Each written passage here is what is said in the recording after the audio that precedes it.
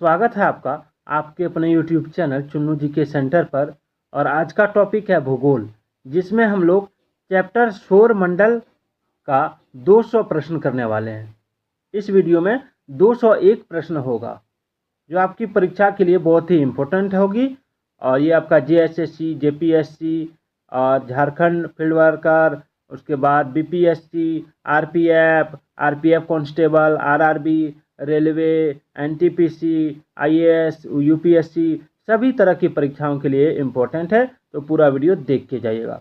201 प्रश्नों का संग्रह है दोस्तों। ये 201 प्रश्न मैं इसमें आपको आज कराऊंगा।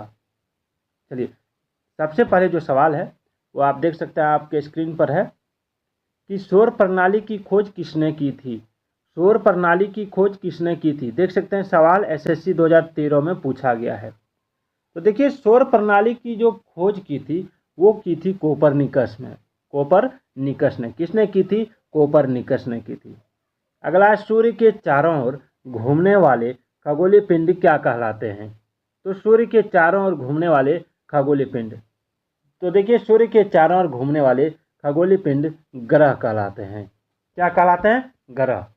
चलिए, नेक्स्ट सवाल देख सकते हैं कि किसी ग्रह के चारों ओर परिक्रमा करने वाले छोटे आकाशीय पिंड को क्या कहते हैं?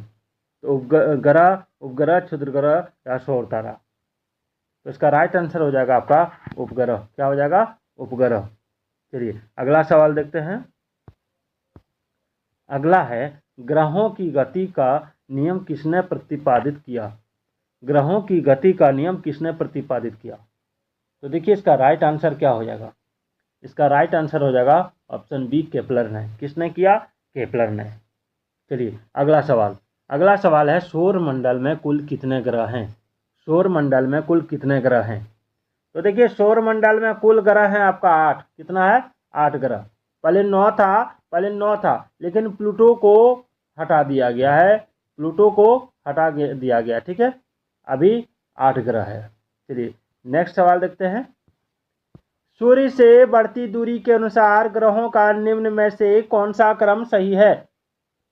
तो देखिए, सूर्य से बढ़ती दूरी के अनुसार जो क्रम सही है वो है आपका बुध, शुक्र, पृथ्वी, मंगल। बुध, शुक्र, पृथ्वी, मंगल, ठीक है।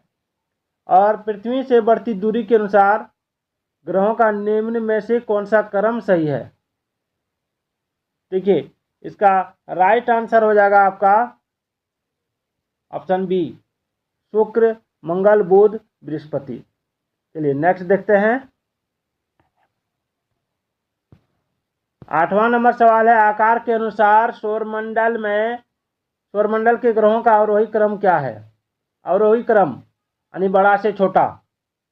तो देखिए, सबसे बड़ा है बृहस्पति, उससे थोड़ा छोटा है शनि, उससे थोड़ा छोटा अरुण, फिर वरुण, फिर पृथ्वी, फिर शुक्र, फिर मंगल और फिर बुध। सबसे छोटा बुध है, सबसे बड़ा बृहस्पति है। उसके बाद है, निम्नलिखित में से कौन सौरमंडल का भाग नहीं है? तो सौरमंडल का भाग नहीं है निहारिका, ठीक है। सौरमंडल का ये भाग नहीं है। ये BPSC 2011 में पूछा गया सवाल है दोस्तों। चलिए, अगला सवाल। बहुत ही इंपॉर्टेंट टॉपिक चल रहा है आपकी परीक्षा की तैयारी के लिए। बहुत ही इंपॉर्टेंट चैप्टर में करवा रहा हूँ। 201 प्रश्नों का संग्रह है। 201 प्रश्न एक ही वीडियो में आपको मिलेगा। चाहे वीडियो 1 घंटा का हो, 2 घंटा का हो, 3 घंटा का हो, जितने घंटा का बनेगा मैं 201 प्रश्न आपको कराऊंगा, ताकि आप अपनी परीक्षा की तैयारी कर सके। सवाल देख सकते हैं, सूर्य के चारों ओर चक्कर लगाते ग्रह का वेग क्या होता है? तो देखिए, सूर्य के चारों ओर चक्कर लगाते ग्रह का वेग जो होता है वो अधिकतम होता है जब सूर्य के समीप होता है, ठीक है। उसके बाद 11 नंबर है, अंतरिक्ष में कुल कितने तारामंडल हैं? तो अंतरिक्ष में कुल 89 तारामंडल है। 89 याद रखिएगा, कितना है? 89। अगला है, निक्स ओलंपिया कोलंपस पर्वत किस ग्रह पर स्थित है? निक्स ओलंपिया कोलंपस पर्वत किस ग्रह पर स्थित है? निक्स ओलंपिया कोलंपस पर्वत एक किस ग्रह पर स्थित है? तो देखिए, निक्स ओलंपिया कोलंपस पर्वत मंगल ग्रह पर स्थित है। मंगल ग्रह पर। अगला है, पार्थिव ग्रहों की संख्या कितनी है? तो पार्थिव ग्रहों की संख्या 4 है। कितनी है? 4। और निम्नलिखित में से कौन एक पार्थिव ग्रह नहीं है? तो देखिए, शनि जो है पार्थिव ग्रह नहीं है। बुध, शुक्र, मंगल ये पार्थिव ग्रह है और शनि पार्थिव ग्रह नहीं है। चलिए आगे बढ़ते हैं। बाह्य ग्रह या बृहस्पति सदृश ग्रहों की संख्या कितनी है? बाह्य ग्रह या बृहस्पति सदृश ग्रहों की संख्या, तो देखिए इसका राइट आंसर हो जाएगा 4। बाह्य ग्रह उनको कहा जाता है जिसमें गैस भरा हुआ है, ठीक है। इसमें आपका बृहस्पति, शनि, अरुण, वरुण यानी जुपिटर, सैटर्न, यूरेनस और नेपच्यून आ जाता है, ठीक है। और आंतरिक ग्रह में आपका आ जाता है कौन कौन? तो बुध, शुक्र, पृथ्वी, मंगल। चलिए आगे बढ़ते हैं। अगला है बृहस्पति सदृश ग्रहों में सम्मिलित नहीं है, तो बृहस्पति सदृश ग्रहों में मंगल सम्मिलित नहीं है क्योंकि ये गैस से बना हुआ नहीं। सवाल है कि निम्नलिखित में से किन 2 ग्रहों को छोड़कर से सभी ग्रह सूर्य के चारों ओर वामावर्त घूमते हैं? वामावर्त घूमते हैं सूर्य के चारों ओर। तो देखिए इसका जो राइट आंसर हो जाएगा वो हो जाएगा आपका ऑप्शन डी, शुक्र और अरुण। शुक्र और अरुण। चलिए अगला सवाल है, सौरमंडल का जन्मदाता किसे कहा जाता है? सौरमंडल का जन्मदाता, तो देखिए सौरमंडल का जन्मदाता कहा जाता है आपका सूरज को यानी सूर्य को। अगला है, ब्रह्मांड में विस्फोटी तारा कहलाती है, तो देखिए ब्रह्मांड में विस्फोटी तारा किसे कहते हैं? तो ब्रह्मांड में विस्फोटी तारा कहते हैं आपका अभिनव तारा को। अभिनव तारा को याद रखिएगा, ऑप्शन डी, ठीक है। चलिए अगला सवाल, वैज्ञानिक जिन्होंने खोज की कि पृथ्वी सूर्य के चारों ओर घूमती है कौन थे? तो जिसने खोज किया कि पृथ्वी सूर्य के चारों ओर घूमती है उनका नाम बताना है, तो वो थे आपका कोपरनिकस। कौन थे? कोपरनिकस। अगला है, निम्नलिखित में से कौन सा ग्रह नहीं है जिसे प्राचीन भारतीय ग्रह मानते थे? ठीक है, अभी इसका जो राइट आंसर हो जाएगा वो हो जाएगा आपका ऑप्शन ए, सूर्य, ठीक है। सूर्य ग्रह नहीं है। चलिए, सूर्य के संगठन में सहायक गैस कौन सा है? तो देखिए सूर्य के संगठन में सहायक गैस जो है वो है आपका हाइड्रोजन और हीलियम। कौन है? हाइड्रोजन और हीलियम। चलिए अगला सवाल, सूर्य के मध्य भाग को क्या कहा जाता है? तो सूर्य के मध्य भाग को क्या कहा जाता है ये पूछा गया है, तो इसका राइट आंसर हो जाएगा ऑप्शन बी, प्रकाश मंडल। क्या हो जाएगा? प्रकाश मंडल, फोटोस्फेयर। सूर्य के ऊपर के भाग को क्या कहा जाता है? सूर्य के ऊपर के भाग को, ठीक है, तो सूर्य के ऊपर के भाग को कहा जाता है आपका वर्णमंडल। वर्णमंडल।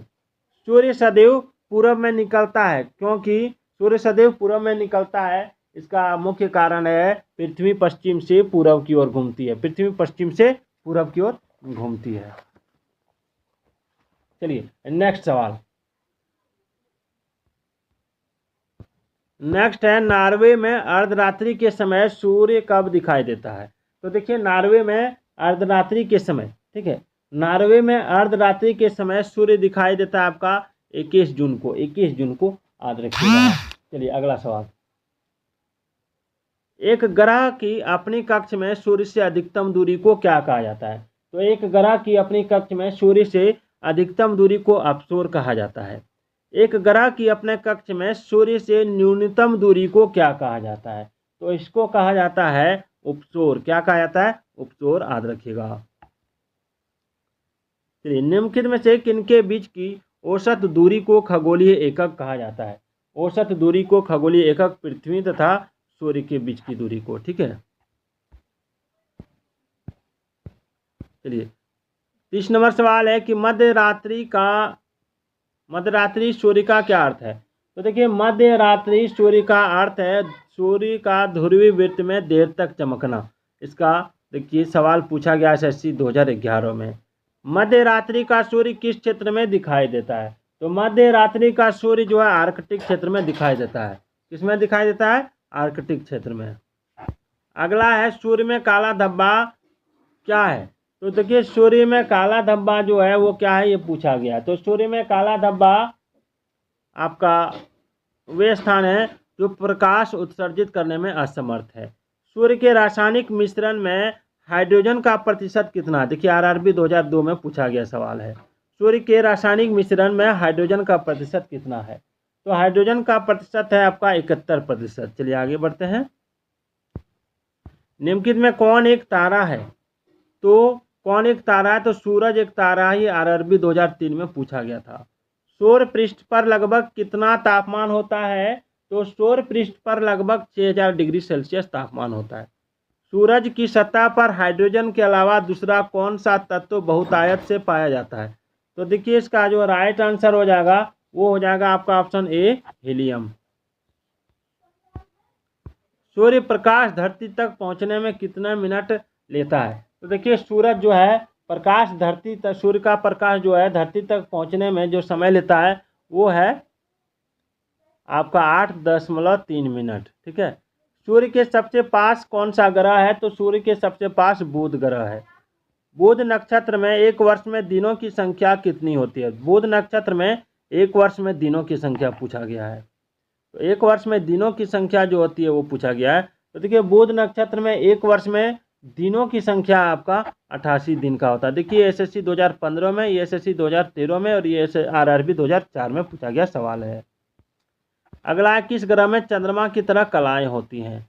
किस ग्रह में चंद्रमा की तरह कलाएं होती हैं? तो चंद्रमा की तरह जो कलाएं होती हैं वो हो जाएगा आपका ऑप्शन बी, बुध ग्रह में। अगला सवाल है, निम्नलिखित में से कौन से ग्रह के चारों ओर घूमने वाले उपग्रह नहीं है? निम्नलिखित में से कौन सा ग्रहों के चारों ओर घूमने वाले उपग्रह नहीं है?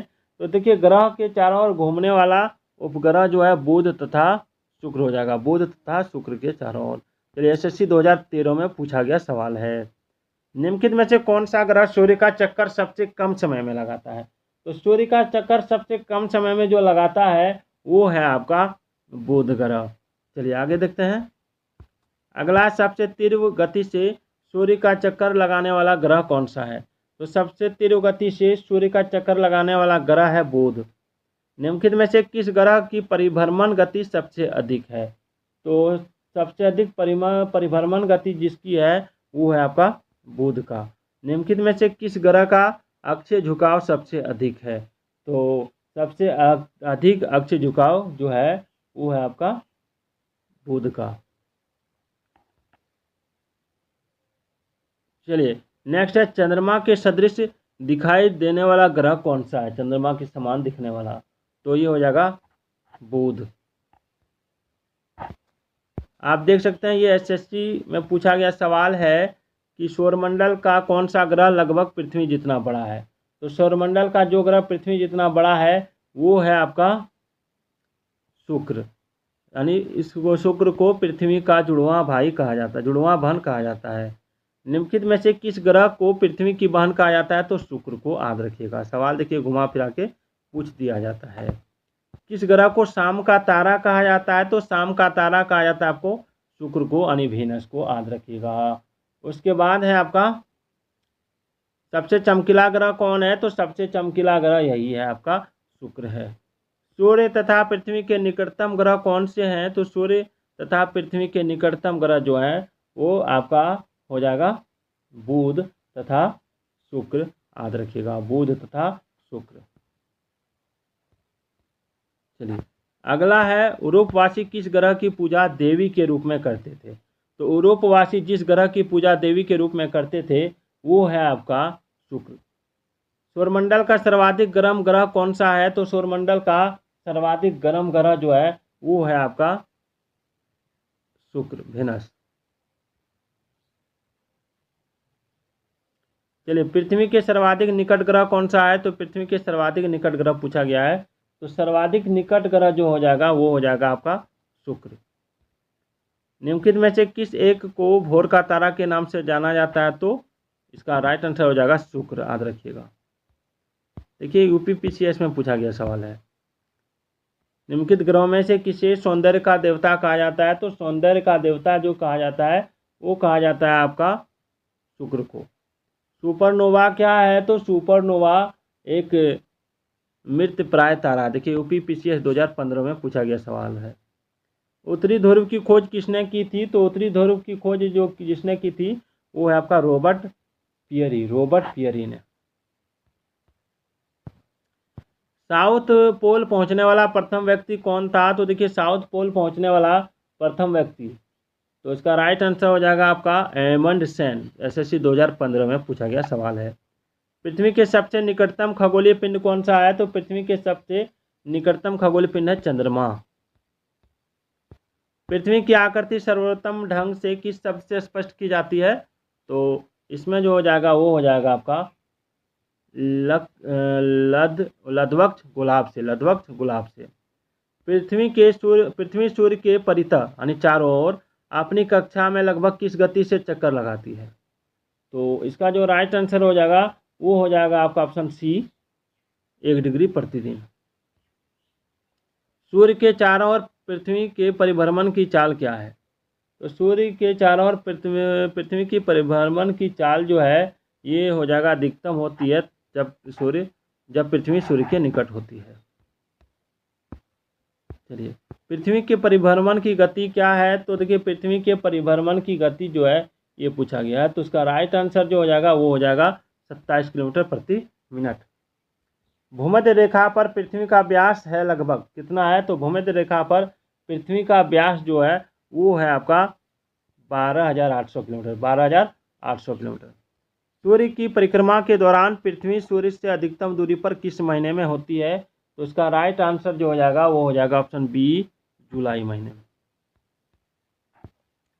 पृथ्वी की उपसौर स्थिति किस महीने में होती है? तो पृथ्वी की उपसौर यानी पेरिहेलियन स्थिति, तो ये जो हो जाएगा उपसौर स्थिति होती है आपका जनवरी में। तारे पूर्व से पश्चिम में किस कारण ज़्यादा दिखाई देते हैं? तो तारे पूर्व से पश्चिम में ज़्यादा दिखाई देते हैं आपका पृथ्वी पश्चिम से पूर्व की ओर घूम रही है इसलिए। देखिए, एसएससी 2012 में पूछा गया सवाल है। गुलाब पृथ्वी ध्रुवों पर चपटी होती है या इस तथ्य से सिद्ध होता है? तो इसका जो राइट आंसर होगा वो क्या होगा? वो हो जाएगा कि पृथ्वी का भार ध्रुवों पर सर्वाधिक तथा विषुवत रेखा पर न्यूनतम होता है। पृथ्वी अपने अक्ष पर घूमती है, तो पृथ्वी अपने अक्ष पर घूमती है पश्चिम से पूर्व की ओर। आकार की दृष्टि से सौरमंडल में पृथ्वी का कौन सा स्थान है?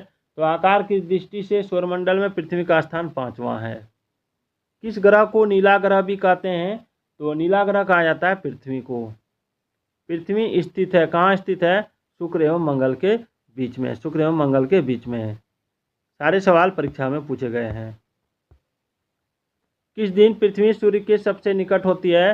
तो पृथ्वी सूर्य के सबसे निकट जब होती है तो वो होता है आपका 3 जनवरी को।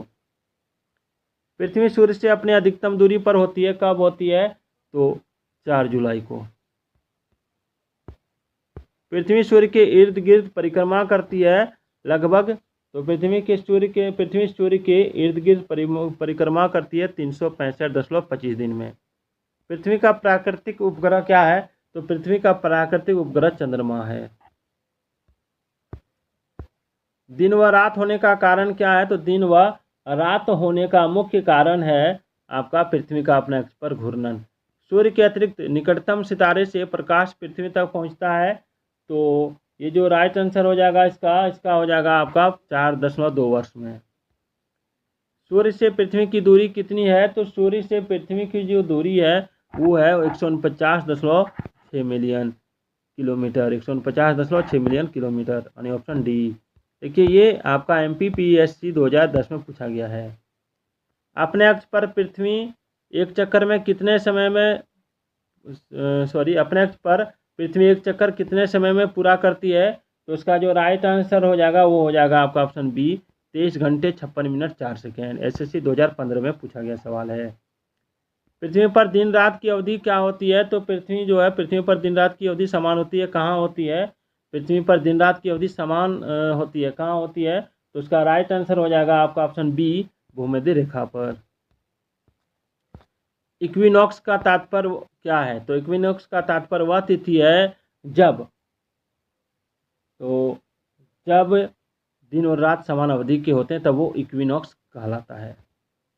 दक्षिणी गोलार्ध में सबसे लंबा दिन कब होता है? तो दक्षिणी गोलार्ध में सबसे लंबा दिन जो होता है वो होता है आपका 22 दिसंबर को। भूकक्ष तल पर भू अक्ष का झुकाव कितना है? तो 23.5 डिग्री हो जाएगा। इसमें कितना हो जाएगा? 23.5 डिग्री, 86 डिग्री हो जाएगा। भूकक्ष तल पर पूछा गया है, भू अक्ष का झुकाव 86 डिग्री हो जाएगा। पृथ्वी के उपग्रहों की संख्या कितनी है? तो पृथ्वी के उपग्रहों की संख्या पूछी गई है, तो इसका राइट आंसर हो जाएगा आपका ऑप्शन बी, एक